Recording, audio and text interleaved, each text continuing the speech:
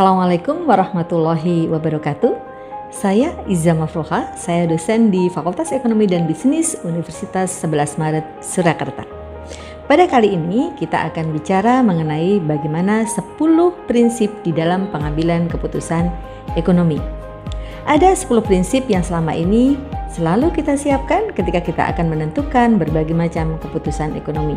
Karena manusia adalah homo economicus. Yang pertama adalah adanya trade-off. Adanya trade-off itu menunjukkan bahwa manusia itu dihadapkan pada pilihan. Kalau kita bicara misalnya mengenai proyek yang selama ini ada. Jadi proyek itu ada dua hal yang mungkin trade-off di dalamnya. Yang pertama adalah bicara mengenai efisiensi dan yang kedua bicara mengenai pemerataan. Kalau bicara mengenai efisiensi tentu saja akan lebih banyak kepada penggunaan teknologi tinggi, penggunaan kapital. Sementara kalau kita bicara mengenai pemerataan berarti kita akan lebih banyak menggunakan tenaga manusia. Pembangunan jalan, jembatan misalnya. Ketika yang dibutuhkan adalah efisiensi, waktu yang cepat, maka akan banyak menggunakan teknologi. Tetapi kalau misalnya yang dihadapkan adalah agar terjadi keterserapan di dalam pengangguran, maka akan lebih banyak menggunakan tenaga manusia yang tentu saja akan memakan waktu lebih lama. Tetapi terjadi pemerataan di dalam pendapatan atau kehidupan ekonomi. Itu prinsip yang pertama. Kemudian prinsip yang kedua bahwa biaya adalah sesuatu yang kita korbankan untuk memperoleh sesuatu hal. Ini kita sebut dengan opportunity cost. Misalnya saja, ketika seseorang memilih apakah dia akan masuk pada program strata atau sarjana gitu ya, dengan program diploma, maka akan terjadi pemilihan mengenai berapa banyak biaya yang dikorbankan dan berapa hasil yang akan diperoleh. Saya ambil contoh. Ketika seseorang itu lulus sarjana dalam jangka waktu 4-5 tahun, maka kalau dia masuk ke dalam pekerjaan sebagai pegawai negeri misalnya, dia akan langsung masuk mendapat golongan 3A. Sementara untuk yang dari diploma 3, dia mungkin menghabiskan waktu sekitar 3 tahun. Tetapi dia akan masuk ke dalam pekerjaan ketika masuk ke PNS, maka dia akan masuk pada golongan 2B. Tentu saja pendapatan yang diperoleh berbeda, tetapi ini seimbang dengan biaya dan waktu yang harus dikeluarkan ketika dia menuntut ilmu. Itu contoh untuk kasus yang kedua, bahwa selalu ada biaya yang kita korbankan untuk memperoleh sesuatu. Prinsip yang ketiga adalah orang rasional akan berpikir secara bertahap.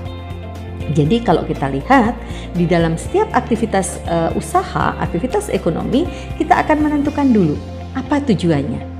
Ketika tujuan itu kita sudah tetapkan, maka langkah berikutnya adalah apa yang akan kita lakukan. Alternatif yang akan kita pilih untuk mencapai tujuan tadi.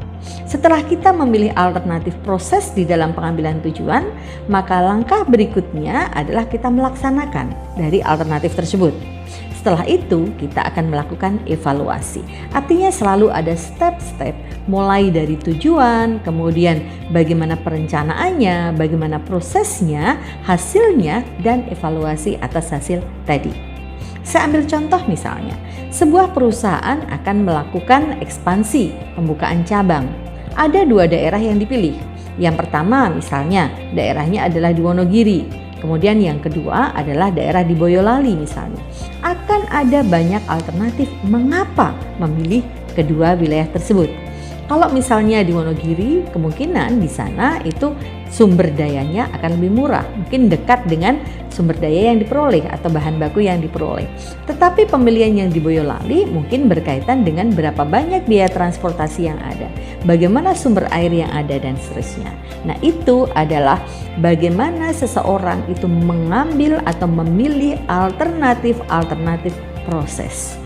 Setelah itu dilaksanakan, bagaimana hasilnya?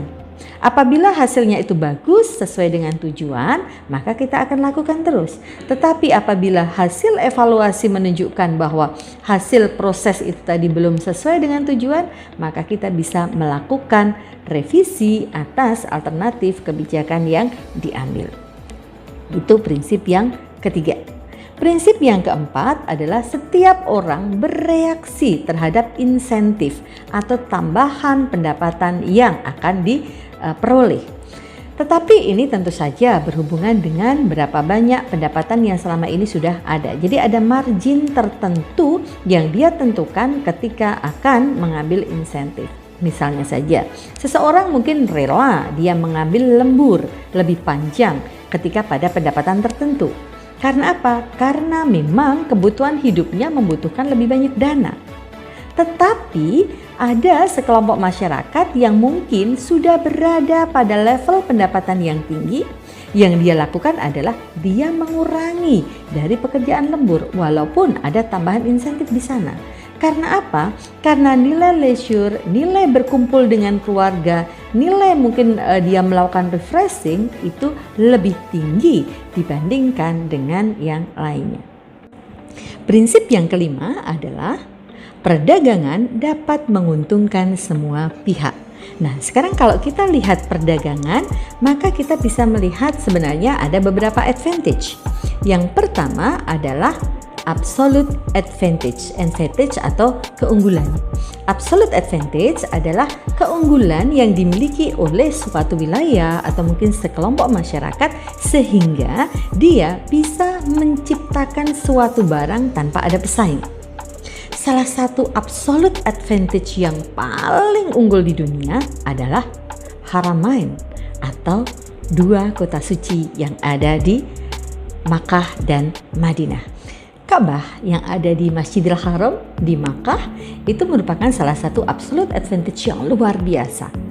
Bahkan masalah aspek ekonomi ini pun sebenarnya sejak awal ada, yaitu ketika Abrahah menyerang kota Makkah pada saat itu di masa kelahiran Rasulullah, itu sebenarnya ada motif ekonomi.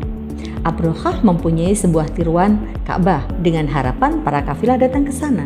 Tetapi tidak mungkin itu dilakukan. Sehingga satu-satunya advantage yang tidak akan digantikan sepanjang sejarah kehidupan manusia adalah Ka'bah. Kemudian yang kedua, advantage atau keunggulan yang kedua disebut dengan comparative advantage. Comparative advantage atau pembandingan itu berdasarkan pada biaya yang bisa ditekan untuk memproduksi sebuah barang. Perusahaan yang dia mampu menekan biaya, maka dia akan memberikan harga yang bersaing. Itu sebabnya sebuah perusahaan mencoba untuk melakukan berbagai macam efisiensi agar dia bisa menekan harga pokok produksi. Yang ketiga adalah competitive advantage.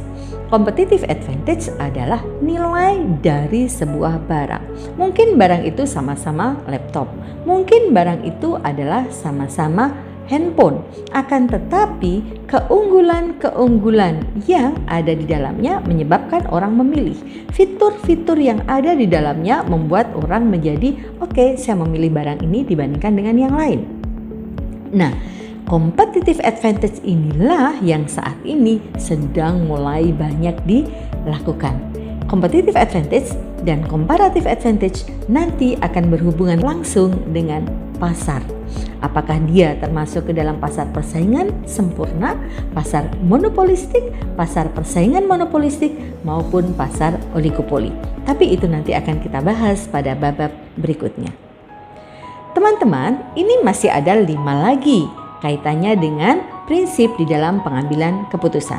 Tapi akan saya jelaskan nanti setelah kita bisa memahami 5 prinsip yang utama. Saya Iza, dosen dari Fakultas Ekonomi dan Bisnis UNS. Salam sehat, salam sejahtera.